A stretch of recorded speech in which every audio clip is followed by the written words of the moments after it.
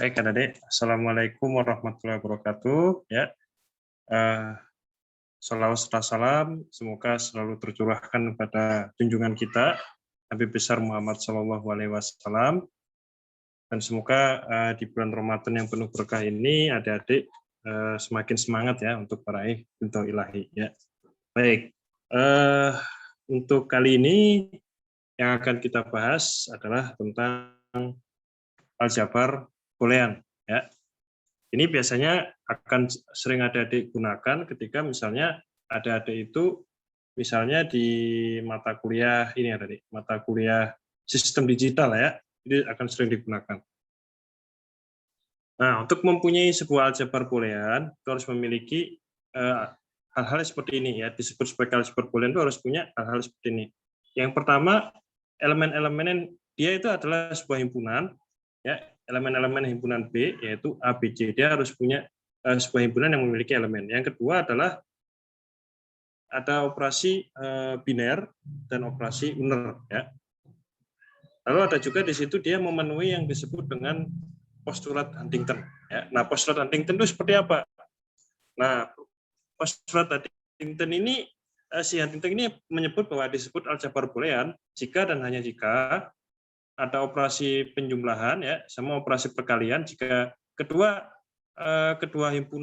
anggota himpunan di himpunan tersebut itu dijumlahkan, maka hasilnya akan sama dengan anggota di himpunan tersebut ya. Ada juga di situ dengan nama identitas ya. Kalau identitas itu kalau anggota himpunan tambah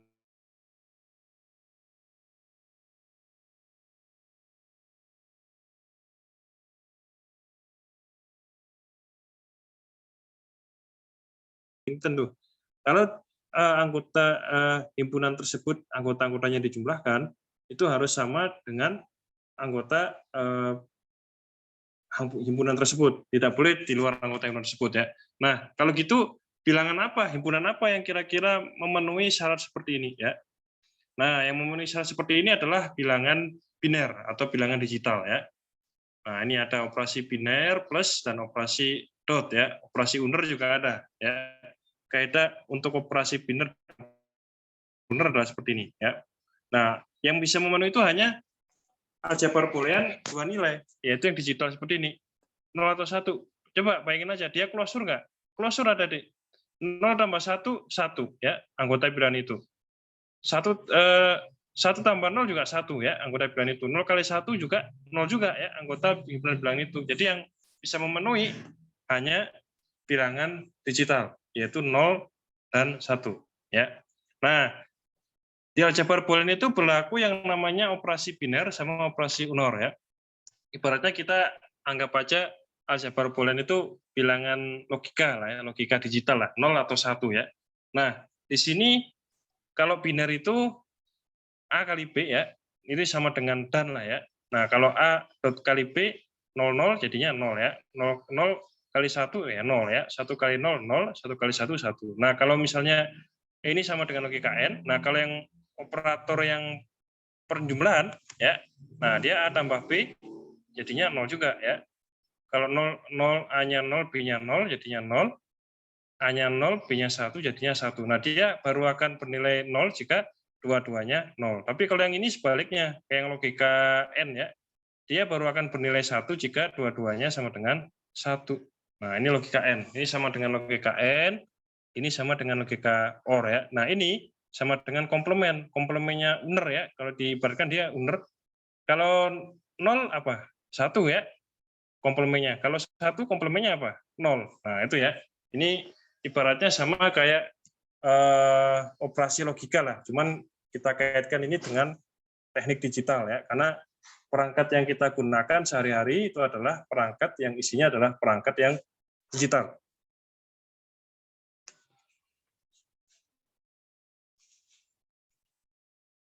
Oke ya, ini sudah kita bahas ya, memenuhi postulat Huntington ya. Berarti yang hanya memenuhi postulat Huntington, himpunan itu adalah ini ya tadi ya, 0 sama 1 atau bilangan digital. Jadi aljabar boolean itu adalah aljabar tentang bilangan digital, yaitu bilangan 0 dan 1 ya.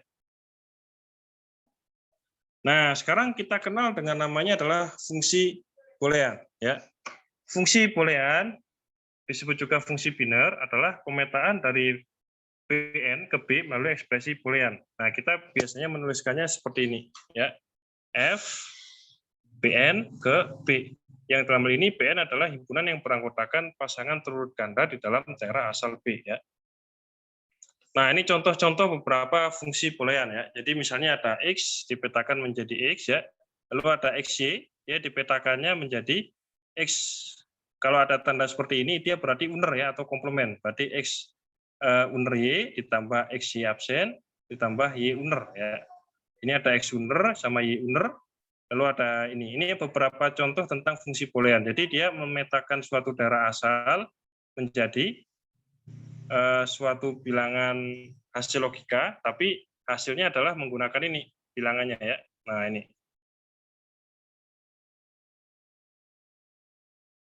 Oke, ya. Nah, contoh fungsi boolean adalah contohnya seperti ini tadi, ya. Ini ada fungsi X, Y, Z, ya. Nah, dia memetakan fungsi X, Y, Z itu ke X kali Y dikali Z uner, ya. Nyatakan H. Nah, akhirnya kalau kita masukkan dia ke dalam tabel kebenaran, ya. Nah, di sini ada X 0, Y 0, Z 0. Ya, kalau 0 kali 0, 0, ya. Dikali unernya Z 1. Ya. Ya, 0 kali 0 kali 0, ya. 0 kali 0 kali 1, ya tetap 0, ya. Nah, ini jadi 0. Ini sama nih, 0, 01 dimasukin juga ke operasi ini, hasilnya 0 juga, ya. Nah, yang satu hanya ini, ya. Kenapa? Karena yang ini 1 kali 1, ya, sedangkan ini 0-nya diunderkan jadi 1. Jadi 1 kali 1 kali 1 akhirnya dia menjadi 1. Nah, ini dia memetakan XYZ ini, ada 8 kemungkinan nilai XYZ, ya.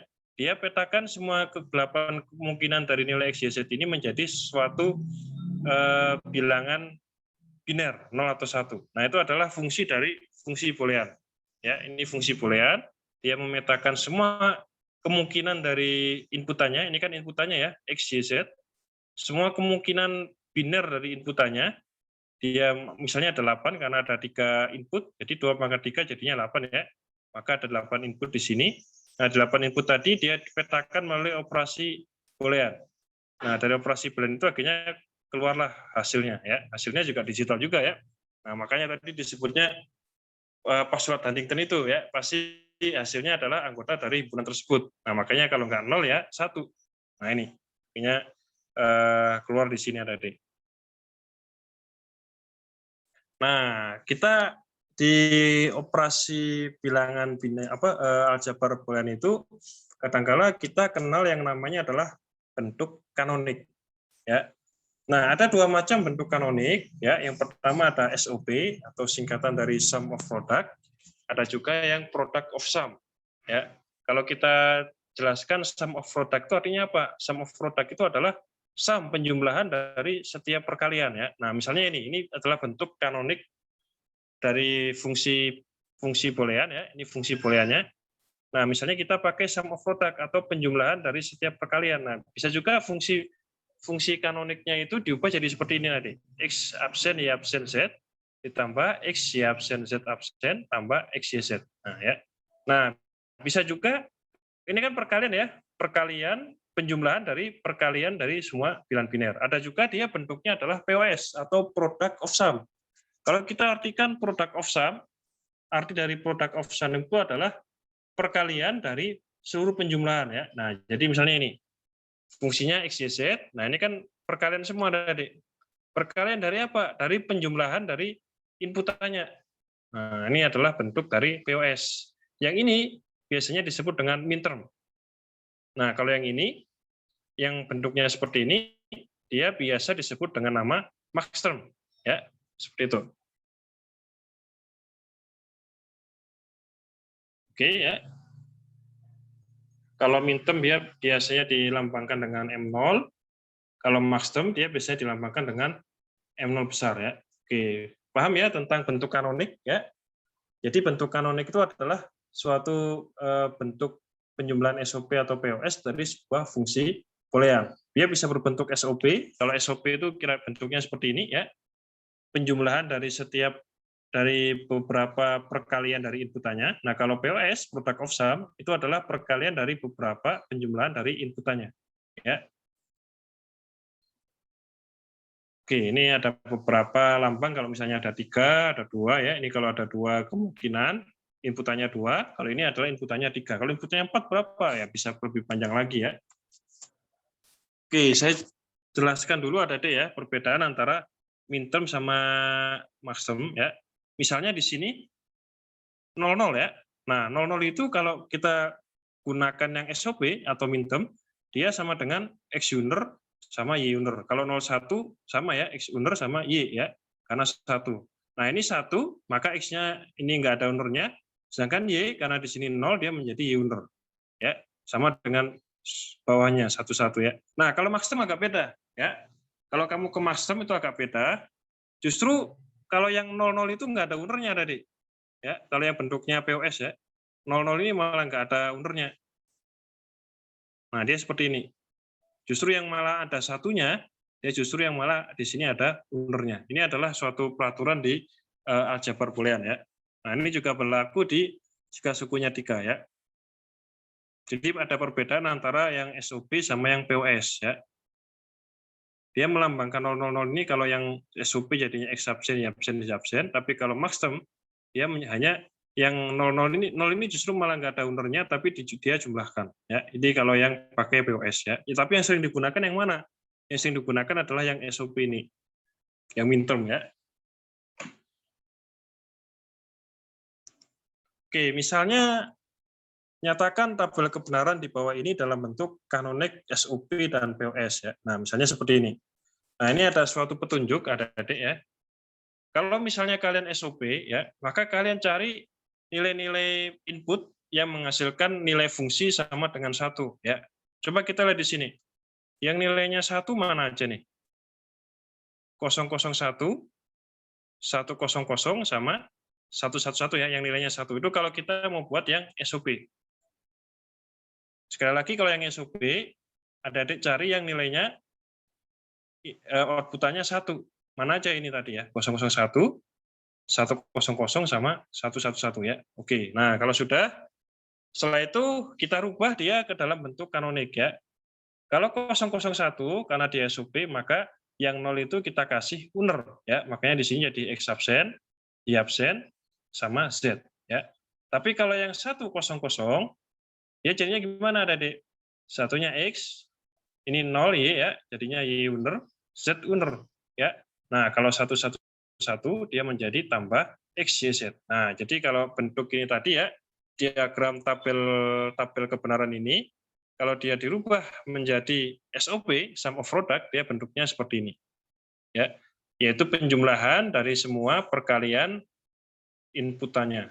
Ya. Nah, seperti ini tadi. Oke, nah kalau POS gimana? Product of sum. Nah, ini agak sedikit berbeda ya. Kalau yang POS, kalau yang SOP tadi kita cari yang angkanya 1, maka kalau yang POS kita justru cari yang outputannya 0 ya. Berarti yang mana aja 0? Yang ini ya, 000, 010 ya, 011, 101, terus 110. Nah, ini adalah yang outputannya 0. Nah, kita masukkan dia ke dalam POS. Hanya saja yang di POS ini, adik-adik, ya, kebalikan sama yang SOP. Kalau yang SOP tadi, yang 0 itu dikasih uner ya, kalau yang SOP. Tapi kalau yang POS, beda ya. Justru yang 0 itu kita nggak kasih uner, kita nggak kasih absensi ya. Jadinya kalau 000 ya jadinya X, Y, Z. Kalau 010 berarti X-nya nggak diuner, tapi justru Y-nya yang 1 dia diunerkan atau dikomplemenkan ya. Lalu ditambah dengan Z. Nah, ini berikutnya juga sama ya. Nah, kalau POS karena dia itu beda sama SOP, kalau SOP itu dia perkalian seperti ini baru dijumlahkan. Kalau yang POS justru dia dijumlahkan dulu ya, baru dikalikan. Ya, ini bedanya. Ini SOP bentuknya seperti ini ya.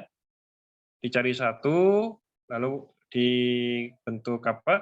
Dikalikan dulu baru dijumlahkan, tapi kalau POS dicari yang angka 0 dulu, baru dia dijumlahkan dulu ya, baru setelah dijumlahkan baru dia dikalikan. Tapi ingat di sini yang 0 tidak diunerkan, justru 0 tidak diunerkan, justru 1 ya, inputan yang nilainya 1 justru dia akan diunerkan. Contohnya ini X, Y absen, X, Y absen tambah Z.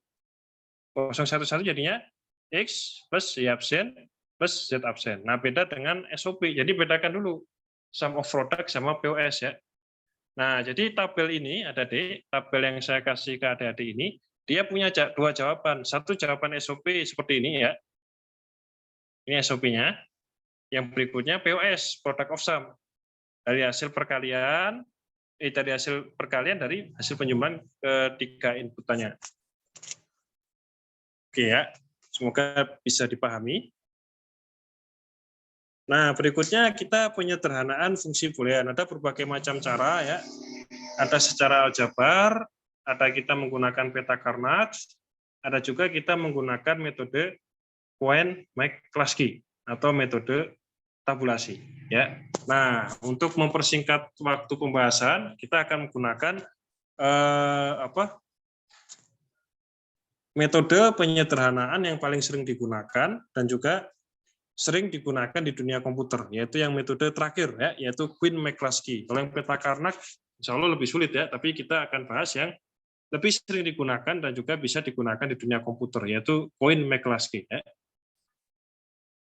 Oke, metode Cohen-Mac-Klasky ini adalah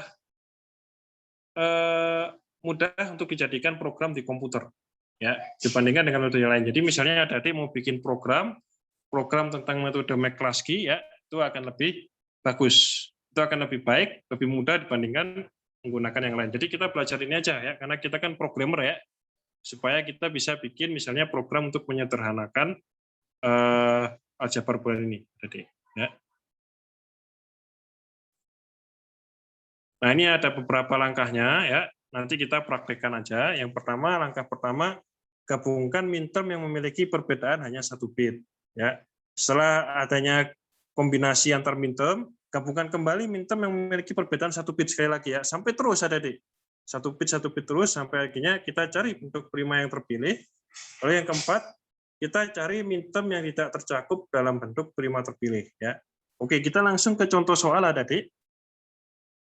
Nah, misalnya di sini ada fungsi ya, fungsi di mana dia SOP lah ya, SOP sum of product. Nah, ini kosong itu maksudnya 000. Nah, ini 0128 sampai 15 itu, dia itu adalah kalau kosong kan dijadiin bilangan digital 4 digital berapa? 000 ya. 8 jadinya 100, 10 juga 1010 ya. 14 itu 1110. Nah, ini kan insya Allah adik-adik udah cukup paham ya bagaimana merubah bilangan biner menjadi bilangan bilangan desimal ya. Ini bilangan desimalnya diubah menjadi bilangan biner. Itu insya Allah adik-adik udah cukup paham ya di semester 1. Nah, sekarang kita ke langkah pertama adik-adik.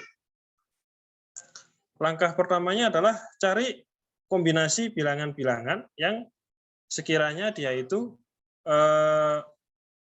angka 1 ya. Berbeda 1 bit.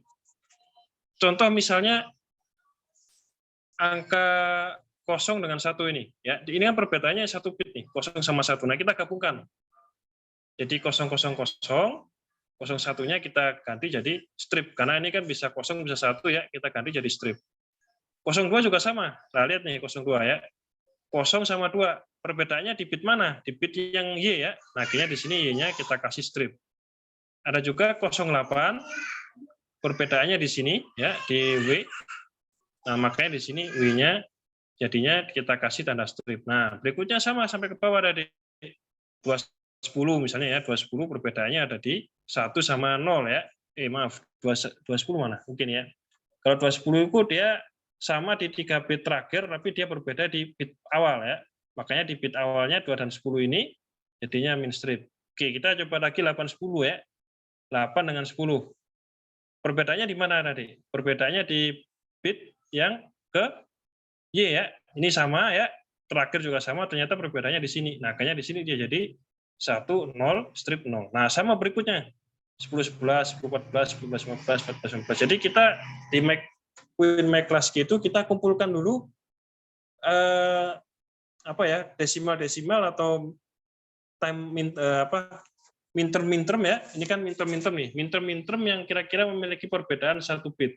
Nah, bit yang berbeda kita kasih tanda strip. Ya, ini langkah pertama ya. Berikutnya langkah kedua kita tingkatkan lagi. kita tingkatkan lagi di sini. Kalau tadi itu 1 min ya, ini kan udah muncul kombinasi. Nah, kombinasinya ini kita gabung lagi tadi.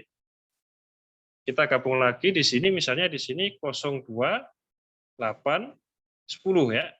Nah, di sini kira-kira 02, 8, 10 ini oke ya, 02 digabung sama 8, 10 ya, yang ini. 02 ini digabung sama 8, 10 ya. Kita lihat di sini perbedaannya di titik mana nih 02 sama 8, 10. Perbedaannya di W ya. Di bit pertama 02 sama 8, 10 ini. Yang ini ya. Nah, akhirnya di sini dia menjadi min 0 min 0 ya. 08, 210 akan sama karena dia memiliki angka yang sama dengan yang ini ya. Nah, misalnya kita cari lagi ya Adik ya. Kita cari lagi misalnya 10, 11, 14, 15 ya. Nah, kita gabungin sekarang 10, 11, 14, 15 ya. Nah, ini bilangan yang berbeda di sini mana nih? Bit yang mana yang kira-kira berbeda antara 10, 11 sama 14, 15? Yang berbeda ternyata di bit yang X ya. Nah, akhirnya X-nya dikasih tanda strip. Nah, kalau dibalik-balik pun ya, 10, 14, 11, 15 hasilnya juga sama. Oke ya. Nah, berikutnya kalau sudah kita kombinasikan, kita sudah ketemu bentuk paling sederhananya yang ini ya. Kalau sudah ketemu, kita lanjutkan lagi. Nah, sekarang kita pilih yang bentuk primanya ya. Jadi bentuk primanya itu kita urutkan dulu Adik. Bentuk yang paling sederhana. Tadi setelah di 3 tabel ini kita dapatin 3 bentuk sederhana ya. Ini kan sama aja ya, yaitu 02810 sama 10, 11, 14, 15 ya. Kita gabung di sini. Nah, berikutnya ada satu lagi yang ternyata tidak kebagian ya. Ini semuanya udah bisa digabung. Ternyata ada satu minterm yang tidak bisa bergabung, yaitu 01 ya. Nah, 01 kita tuliskan di sini. Ini udah bentuk yang bisa digabung, bentuk sederhananya. Lalu ada 01 yang ada di sini ya. Kita masukin di sini 01. Nah, pada itu kita lihat nih. Kita susun lagi mintermnya. Kita lihat kira-kira minterm apa di sini ya, yang dia itu tidak punya pasangan ya. Ini ada ya. Ini kan 02810 maksudnya. Jadi dia masuk ke 0, 2, 8, 10, 01 ya. 10, 11, 14, 15 kita masukin di sini ya. 10, 11, 14, 15. Nah, sekarang kita lihat Adik.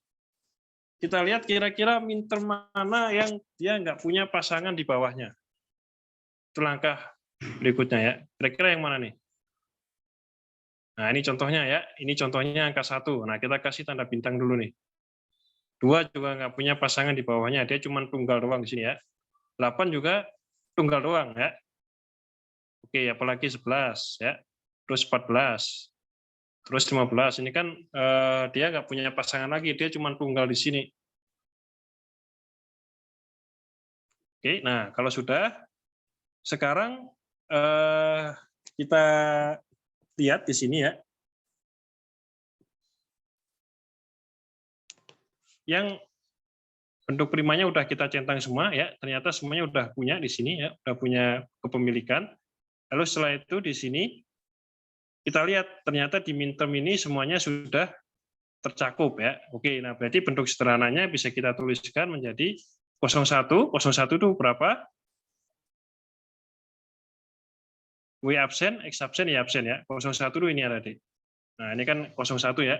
W absen, X absen, Y absen. Z-nya karena nggak ada, kita strip ya. Makanya hanya W absen, X absen, sama Y absen ya.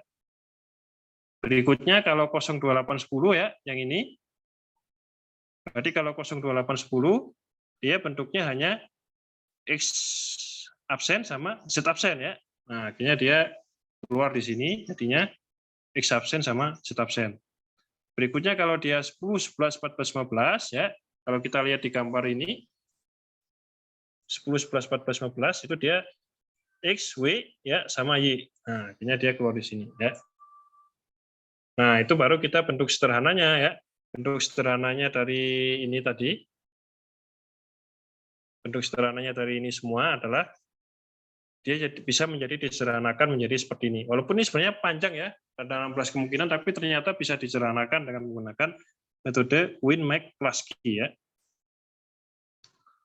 Oke, Mungkin lebih enak kalau saya kecilin aja ya.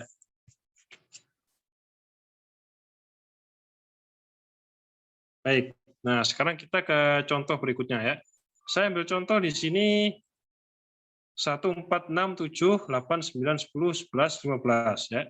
Ini misalnya bilangan yang min-termnya 1 ya. Nah, kalau kita lihat di sini misalnya W, X, Y, Z ya.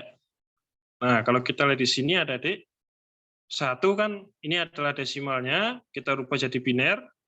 Nah, dia bentuknya kan seperti ini kalau kita rubah jadi biner ya. Oke, nah kalau udah sekarang kita ini contoh kedua ya. Kita gabungkan min-term yang kira-kira perbedaannya hanya 1 bit. Kira-kira mana nih? Misalnya di sini 1 sama 9 ya. Kita lihat nih, 1 sama 9 perbedaannya 1 bit juga. Di titik mana W? Nah, akhirnya W-nya kita kasih tanda strip. 46. Ya, 46 juga sama ya. Perbedaannya ada di titik Y ya. Di sini Y-nya 0, di sini Y-nya 1. Nah, akhirnya kita gabung jadi 01 strip 0. Nah, berikutnya sama sampai ke bawah ya. Oke, nah kalau sudah sekarang misalnya kita udah kombinasikan bit-bit yang ada di sini yang memiliki perbedaan hanya 1 bit ya. Nah, sekarang kita gabungkan lagi ya kombinasi bit-bit ini ke kolom ketiga. Di kolom ketiga ini kita akan gabungkan kombinasi yang kira-kira memiliki perbedaan 1 bit. Contohnya apa? Di sini ya. 89 sama 1011. Oke ya, 89 sama 1011. Ini 100 strip, ini 101 strip. Nah, perbedaannya di mana tadi? 1 bitnya. Di Y ya. 89 sama 1011. Nah, akhirnya dia menjadi 10 min-min. Nah, ini juga berlaku kalau misalnya ini dibolak-balik ya. 8, 10, 9, 11 itu juga berlaku 10 strip. Ya, oke, kita sudah mendapatkan suatu bentuk yang sederhana yaitu 8, 9, 10, 11 ya. Oke, nah berikutnya kita ke sini. Kita ke langkah berikutnya, kita mencari yang disebut dengan prima terpilih ya. Nah, prima terpilih itu tadi ya, kita susun dulu min-termnya menyamping seperti ini, lalu kita tuliskan bentuk-bentuk yang paling sederhana di sini ya. Nah, kita cari sekarang min-term yang tidak terpilih dari bilangan prima ya, bilangan prima terpilih. Jadi kita urutkan 19, 46 ya, kita masukin 67, 715, 15 sama 8, 9, 10, 11 ya. Oke, nah sekarang kita lihat adik-adik. Bilangan prima terpilih itu adalah bilangan yang dia itu ke bawahnya ini nggak ada pasangannya ya. Contohnya ini 1, dia kan nggak ada pasangannya nih. Kita kasih tanda bintang ya. 4 juga nggak ada pasangannya atas bawah ya. Kita kasih tanda bintang juga. 6 ternyata adalah bukan bilangan prima ya. Karena di sini ada X ya. Nah, ini makanya di sini nggak saya kasih bintang nih. Di sini juga saya kasih bintang. Ini saya kasih bintang karena 8 ini hanya punya terpilih 1. Di sini juga nggak saya kasih, di sini nggak saya kasih, di sini juga nggak saya kasih ya. Nah, karena ini kan 2 ya, ini juga 2. Yang ini 10 ada ya. Nah, kalau udah seperti ini ya, kita lihat nih di antara bentuk-bentuk sederhana ini ya, bentuk-bentuk sederhana ini mana yang dia itu punya bilangan prima yang terpilih, punya min-term yang hanya 1 ya. Ya kita pilih hanya ini 19 ya, ini kan punya ya. 46 punya. Nah 67 ternyata nggak punya. Ya. 715 juga nggak punya di sini. 1115 ternyata nggak punya juga. Yang ini punya nih. Ya. Punya bilangan-bilangan yang dia itu terkait di dalam bilangan yang hanya punya 1 pasangan, hanya punya 1 sendirian lah ya. Nah, hanya ini ya, 8, 11, 11. Oke. Nah, kalau sudah setelah itu ternyata ada suatu bilangan yang dia itu tidak tercakup ya, yaitu 7 sama 15. Ya, nah di sini kan sekarang semua min-term sudah tercakup dalam bentuk prima terpilih ya. Nah, akhirnya 715 tadi ya, karena dia itu ada 67, 715 sama 1115 ya. Nah, kita pilihnya yang 7 sama 15. Ya, karena di 7 dan 15 itu kalau kita lihat di sini ya, dia nggak masuk ke sini tadi. Nggak ada yang, dia 2 di sini ya, tapi dia nggak termasuk di dalam yang sudah kita centang di bawah ini.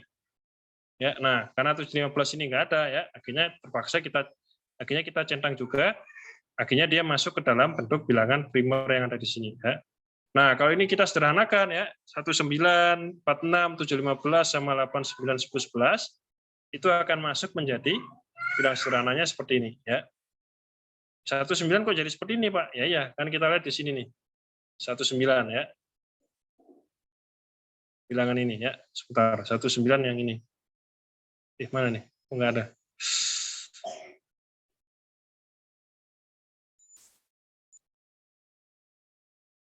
Satu dengan 9 ya. Oke. Ya, ini adalah bentuk kanoniknya ya.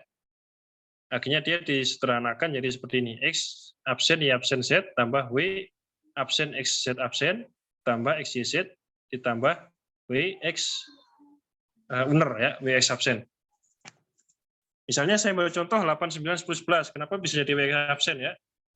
Nah, karena di 8, 9, 10, 11 itu ya, dia 1, 0 strip-strip. Ini kan berarti dia W, dia pakainya W, lalu di sini dia menjadi X absen ya. 19 juga sama nih. Nah, ini 19 ya. Dia kan yang unter hanya X, Y, sama Z. Z-nya tapi Z-nya 1 ya. Nah, akhirnya di sini 19 itu menjadi X absen, Y absen, Z ya. Nah, ini semuanya dijumlahkan karena yang kita pakai adalah bentuk SOP ya. Oke. Nah, nanti saya akan beri adik-adik contoh soal ya. Di contoh soal itu di WA itu nanti adik-adik kerjakan pakai metode Quine-McCluskey ya. Sederhanakan, awalnya kasih SOP POS dulu, lalu sederhanakan menjadi bentuk Quine-McCluskey ya. Oke, itu aja dari saya ya. Nanti kerjakan itunya, nanti dikumpulkan setelah hari raya ya. Saya tutup ya. Assalamualaikum warahmatullahi wabarakatuh.